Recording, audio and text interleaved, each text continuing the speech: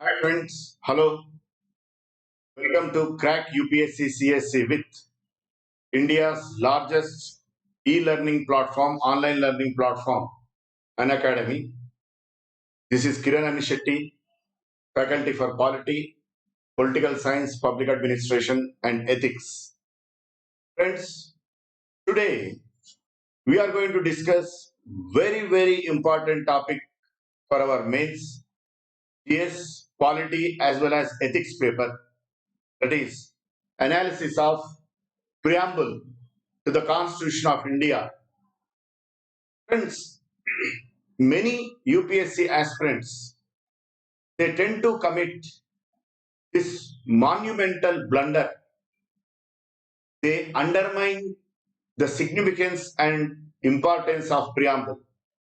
They think that it is very mundane, routine, what do you say, dry like that. But friends, always remember, unless and until you study the preamble in right earnest, it is very difficult to understand the Constitution in right perspective. The preamble provides deep insights into the Constitution because it defines the objectives of the Constitution to which the Constitution has to strive for.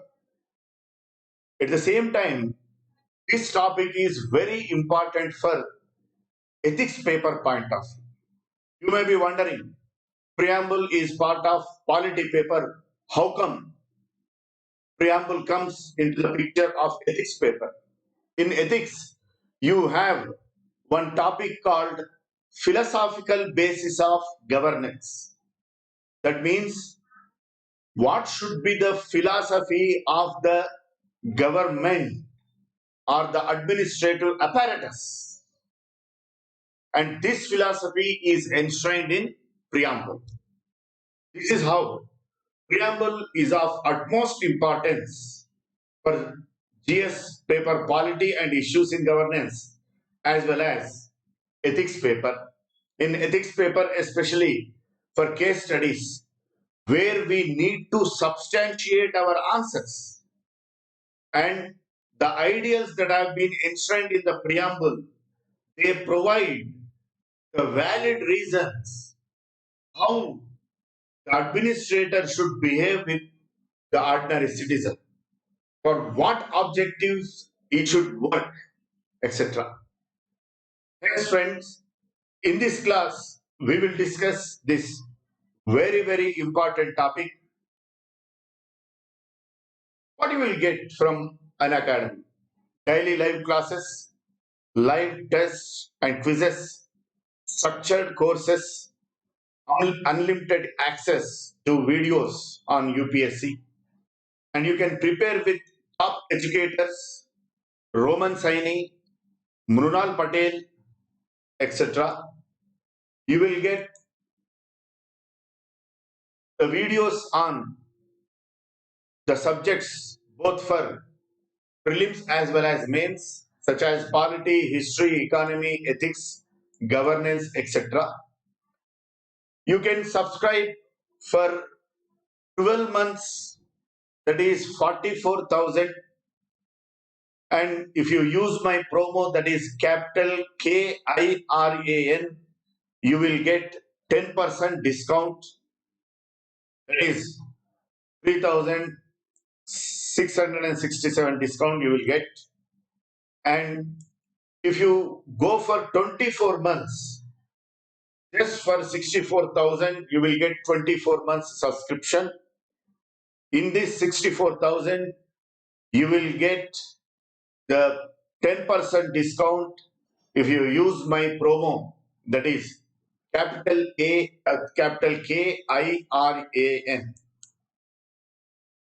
Friends, the text of preamble starts with we the people of India. We the people of India. Friends, this word has tremendous connotation. Often we fail to understand The deep meaning behind this political concept, what do we mean to say this? We, the people of India. This word indicates that the constitution, which is the fundamental law of the country, draws its authority from ordinary man in India, the common man in India. The constitution itself draws its authority from ordinary man in India, the voter, citizen of India. That means the ultimate sovereignty of the state, which hitherto used to lie in the hands of a monarch or a feudal lord, now it lies in the hands of ordinary man. That means our constitution is popular democratic constitution, where the popular sovereignty lies in the hands of common man. What kind of significance does this word have on ethics paper? From ethics paper perspective, the administrator should bear in his mind the person whom he used to treat as slave or subject before the commencement of the constitution. Now the same subject has become the master of administrative apparatus after the commencement of the constitution. This is the significance of we, the people of India. We, the people of India. Ultimate sovereignty of the state lies in the hands of the common man, and the common man is master of politico-administrative system as well as the legislative system. Preamble signifies, as we discussed earlier, the objectives of the Constitution. For what objectives the Constitution should strive for? The keywords in preamble, each word in preamble has tremendous meaning, and each word provides deep insight into the Constitution of India. First, sovereign. It means that India is not subjected to any foreign control in its internal as well as external policy. Before the commencement of the Constitution, India was a subject of the British, and Britishers used to control our administration. But now, after the commencement of the Constitution, India is all sovereign. It is totally free from any external or foreign control in its external, internal, and economic and financial policies. And from ethics point of view, the administrator who used to owe his allegiance to the crown before the commencement of the constitution, now he has to owe his allegiance to the Constitution of India and to the people of India. Next comes very, very important ideal, that is socialist. Socialist. Most of you may be thinking that the word socialist has been incorporated in preamble after 42nd Amendment Act. Then only the Constitution of India assumed socialistic characteristics. No. The directive principles of state policy that has been the concept that has been incorporated at the commencement of the Constitution, that in itself indicates the socialist nature of Indian state. So never ever think that socialistic ideals are absent before incorporation of this word socialist. And one more thing, friends, in the exam it may be asked UPSC is very tactful. In the context of LPG, in the context of liberalization, globalization, and privatization, what is the significance of socialism? The principle of socialism. In this context, you always remember the judgment given by Supreme Court. Supreme Court says in its judgment that the ideal socialism or socialist in preamble, it never ever indicates any political ideology such as socialism, communism, guild socialism, Fabian socialism, individualism, liberalism, classical liberalism. It doesn't indicate any political ideology. It indicates the desire of the forefathers of the Constitution to establish egalitarian society in India. To establish egalitarian society in India and to provide equality of opportunity and life standards for all people irrespective of their socio-economic status. To establish egalitarian society in India and to provide equality of opportunity and life standards for all sections of the society in India, irrespective of their socio-economic status. It also connotes to provide quality basic services such as education, health, sanitation, etc. to all, irrespective of their socio-economic status. So this judgment of Supreme Court, you should always bear in your mind. It doesn't refer to any political ideology or any political doctrine. It refers to the desire of our constitution makers to establish egalitarian society and to provide equality of opportunity and life standards, good life standards. And apart from this, in the context of LPG, socialism never ever, lost its sheen. Still, it is pertinent in Indian constitution and in Indian administration. As Supreme Court declared in its one of the judgments that the welfareistic nature of the state is one of the basic features of the constitution.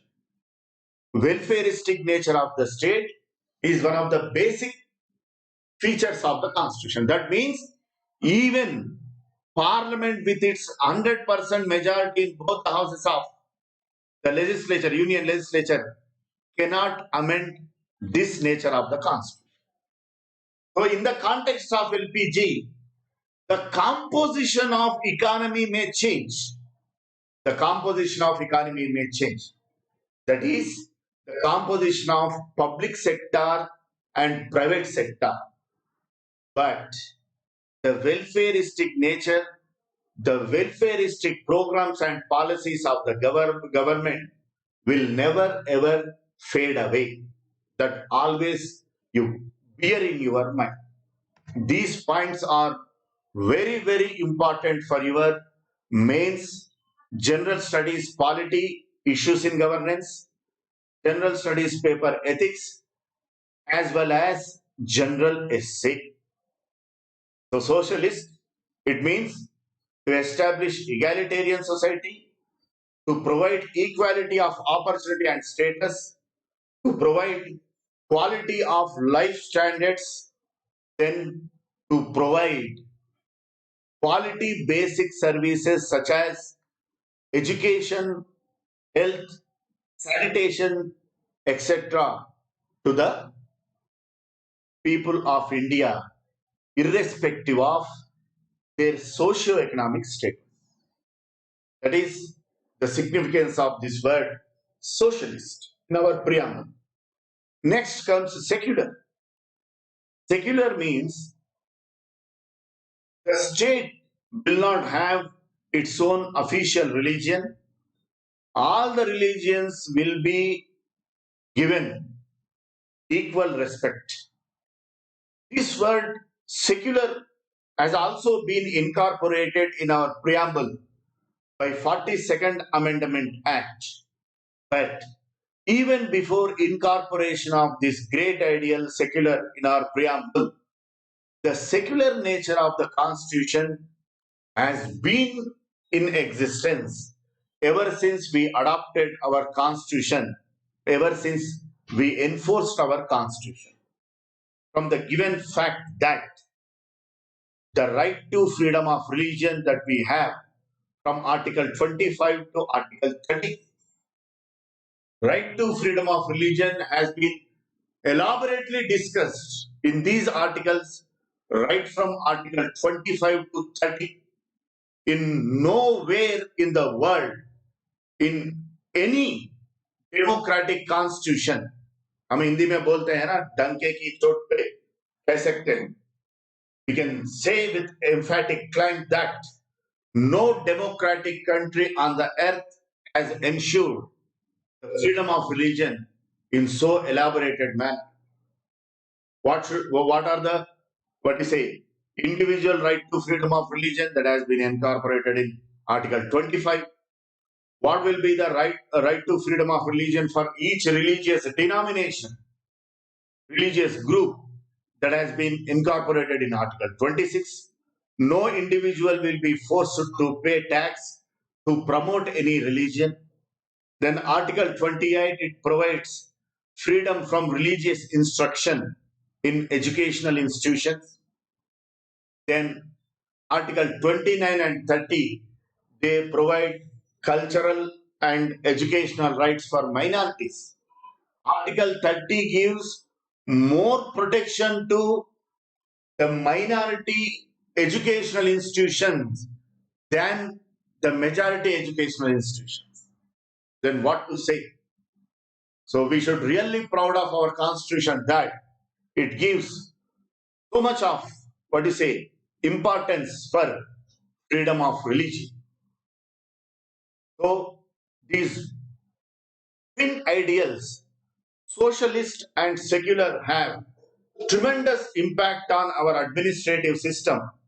From ethics paper perspective, the administrator should work for the establishment of egalitarian society to provide quality basic services such as education and health for all people, irrespective of their socio-economic status.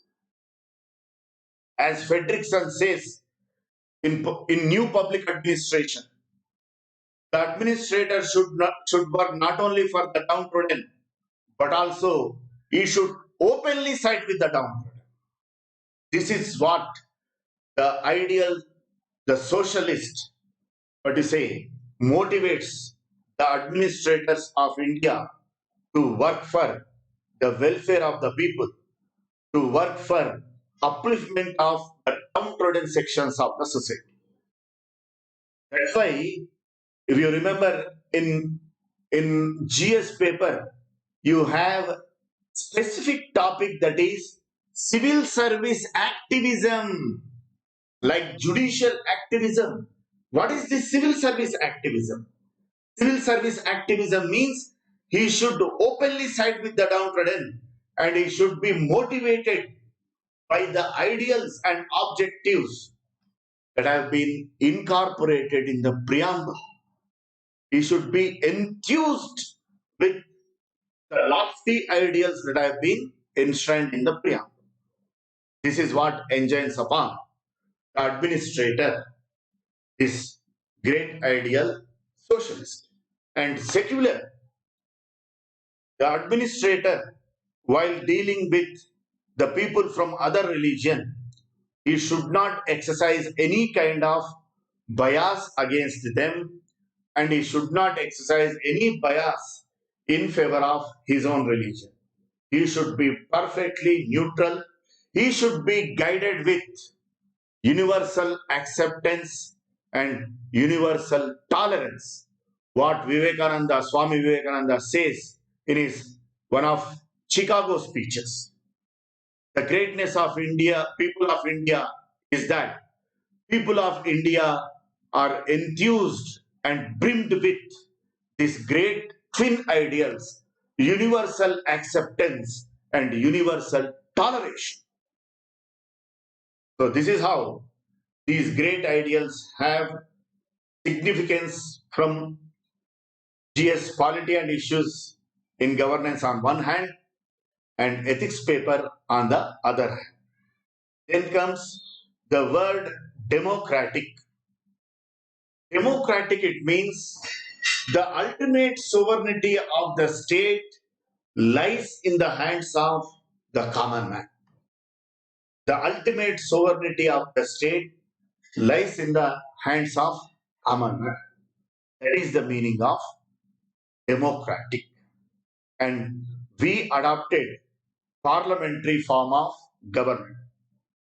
Very pertinent question was posed in Constituent Assembly. Why we adopted parliamentary form of government? Why we adopted parliamentary form of government? For this question, Dr. Baba Sahib Ambedkar, the chairman of drafting committee, gave very apt answer. He says, you remember, you embed this statement given by Baba Sahib Ambedkar in your mind. Why we adopted parliamentary form of government? Unfortunately, this is the statement of Dr. Baba Sahib Ambedkar in this context. Unfortunately, in democratic world, there is no mechanism to ensure both these great ideals that are political stability on one hand and responsiveness and responsibility on the other hand. We are giving preference to responsibility and responsiveness. Hence, we are adopting parliamentary form of government. You remember, my friend. Once again, I repeat the statement. Unfortunately, in democratic world, there is no mechanism to ensure both these ideals, political stability on one hand and responsiveness and responsibility on the other hand. We are giving preference to responsiveness and responsibility. Hence, we are adopting parliamentary form of government.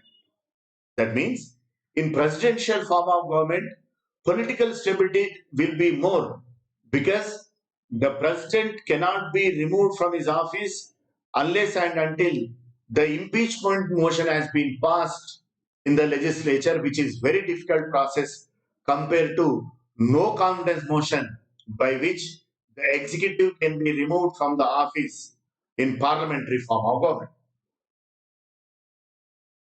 At the same time, responsiveness and responsibility will be more in parliamentary form of government because the political executive, that is the prime minister and his council of ministers, is member and it participates in the deliberations and discussions in the parliament. That means tomorrow, if anything goes wrong in administration, the executive can be grilled in the parliament. Questions will be posed and the executive should have majority in the lower house. This is how responsiveness and responsibility can be ensured in parliamentary form of government. Hence, we are adopting parliamentary form of government. This pertinent answer was given by Dr. Baba Sahib Ambedkar. By this statement, we can have glimpse into his political wisdom and his political prudence. He is political Buddha.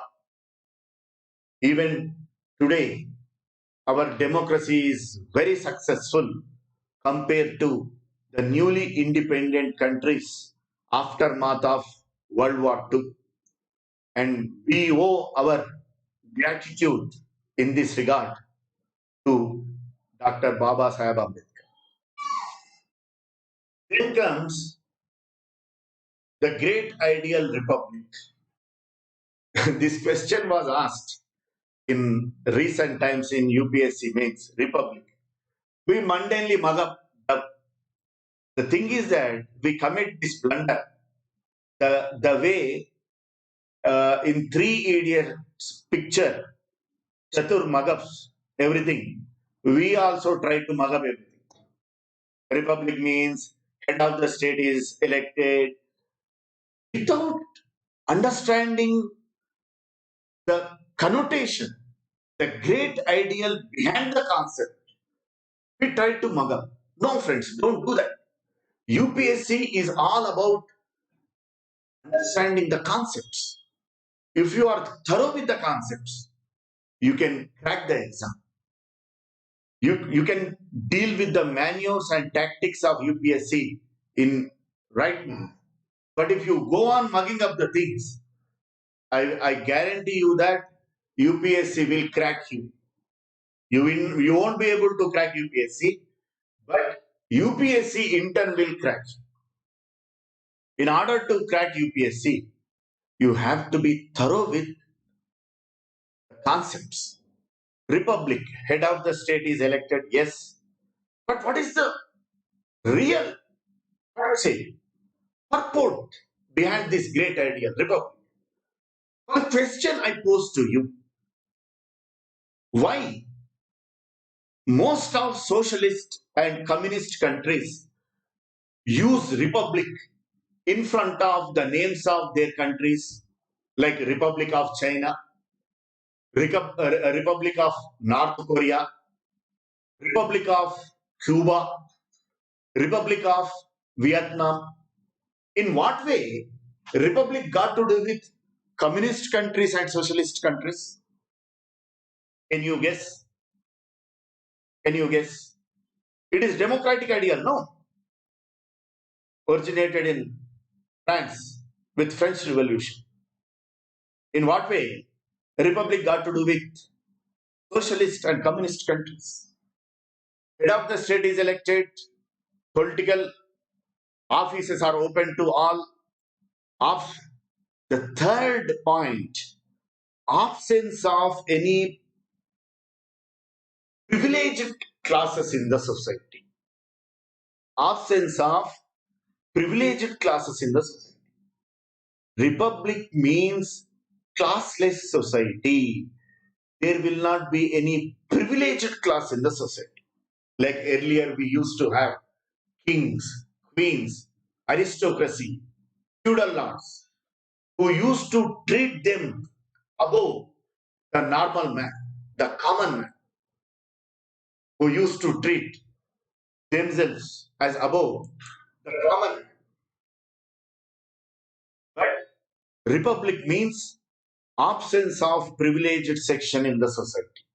All political offices are open to all, whether it is the post of president, prime minister, members of Rajya Sabha, the seats in Rajya Sabha or Lok Sabha, state legislative assembly.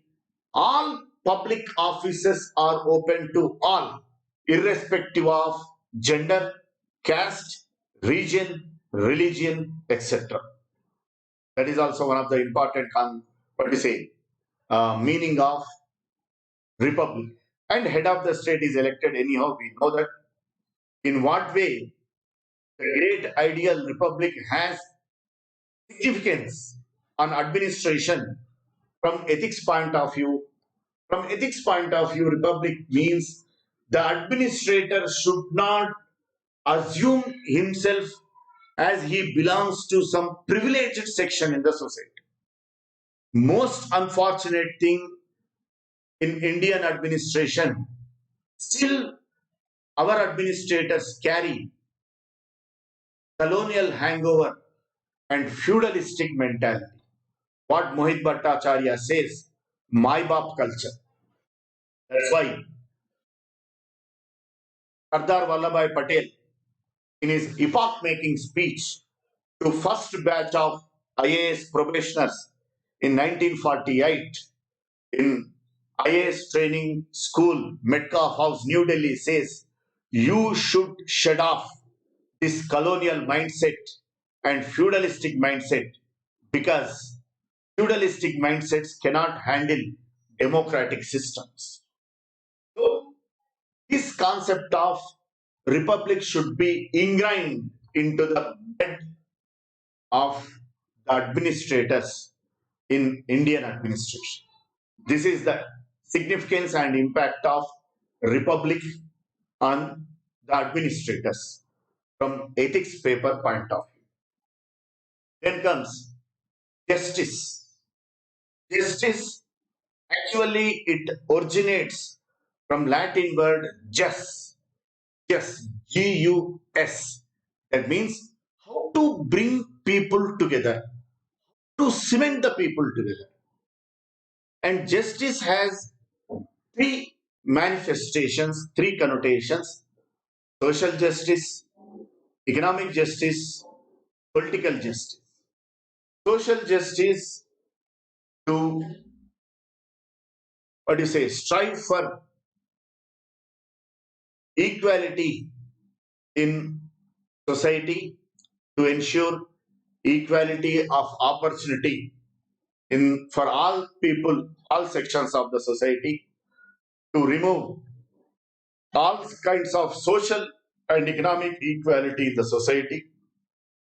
And it also means that absence of atrocities against vulnerable sections of the society, absence of any discrimination against vulnerable sections in the society.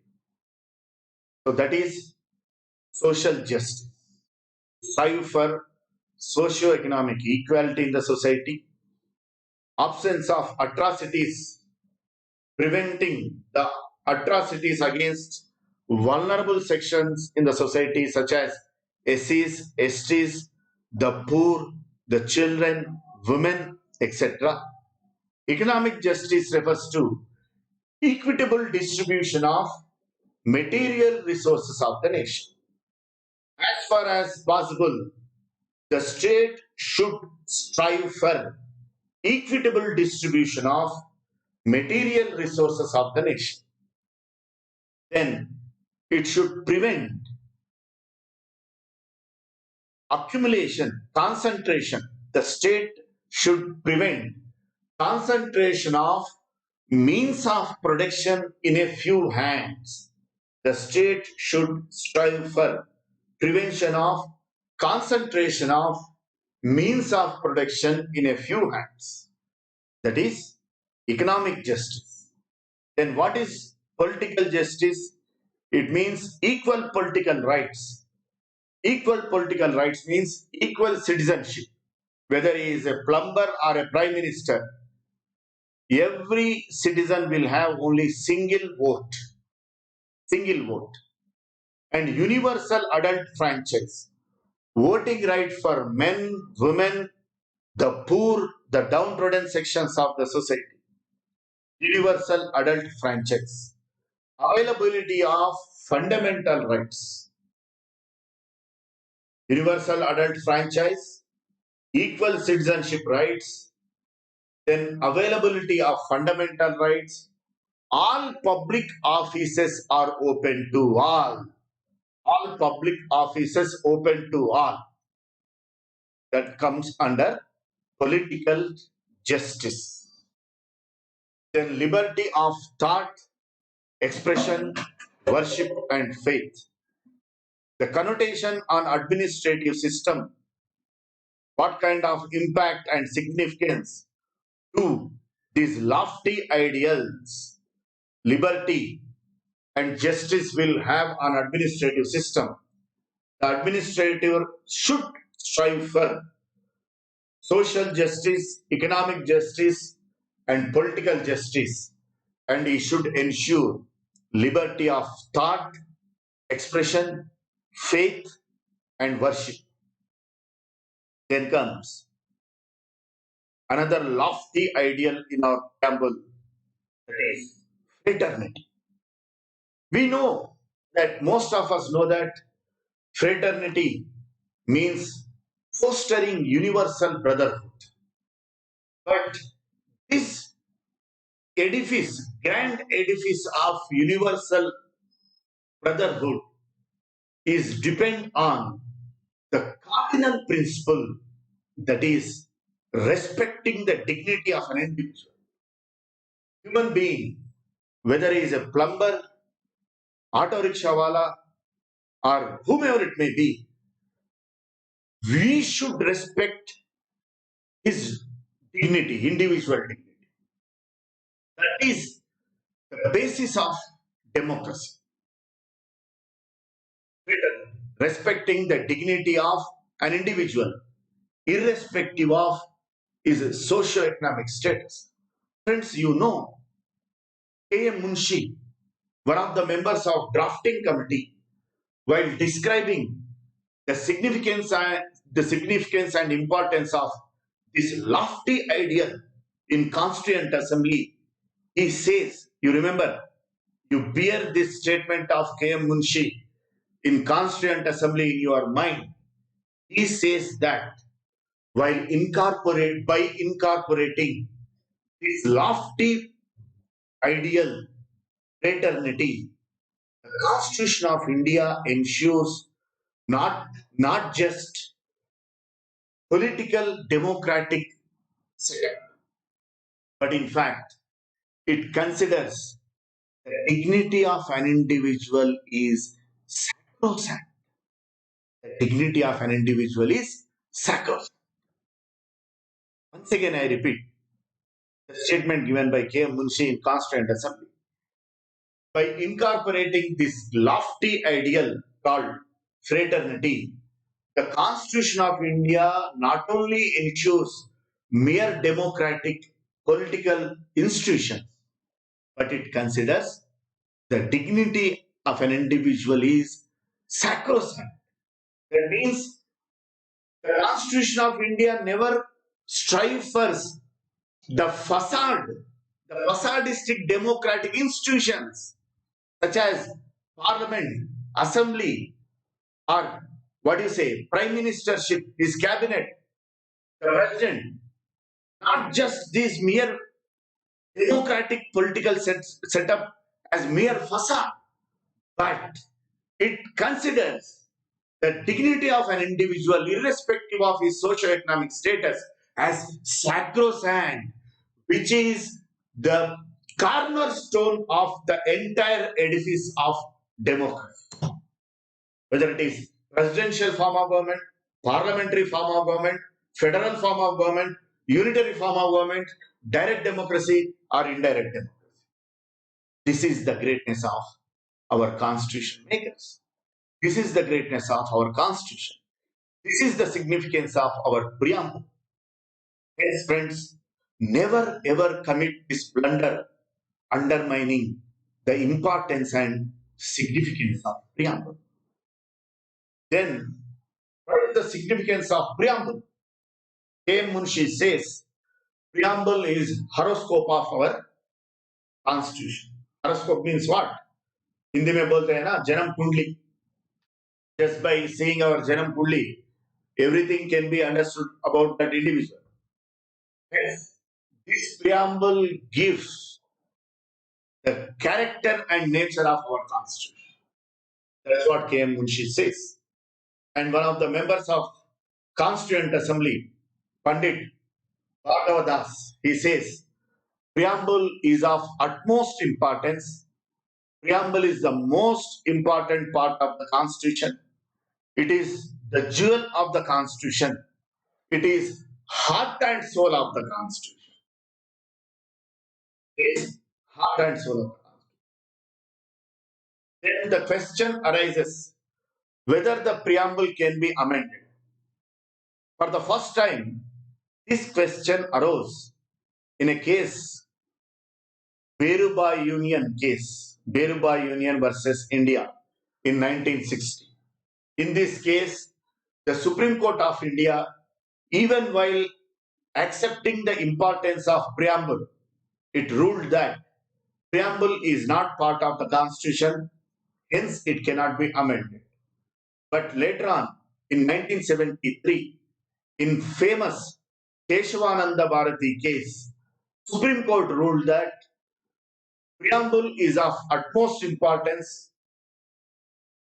Preamble is the most important part of the constitution. If there were to be any ambiguity in the understanding of any provision of the constitution, that provision of the constitution should be read and understood in the light of the lofty ideals that have been enshrined in preamble. Hence, preamble is part and parcel of the constitution. Consequently, preamble can be amended. So, my friends, the present status is preamble is part of the constitution. Yes, it can be amended. Thank you, friends. I hope you enjoyed this session. Use my promo, that is capital KIRAN, to get 10% discount. And to have these PPTs, please download this Telegram link, post Telegram link. Thank you. Thanks a lot.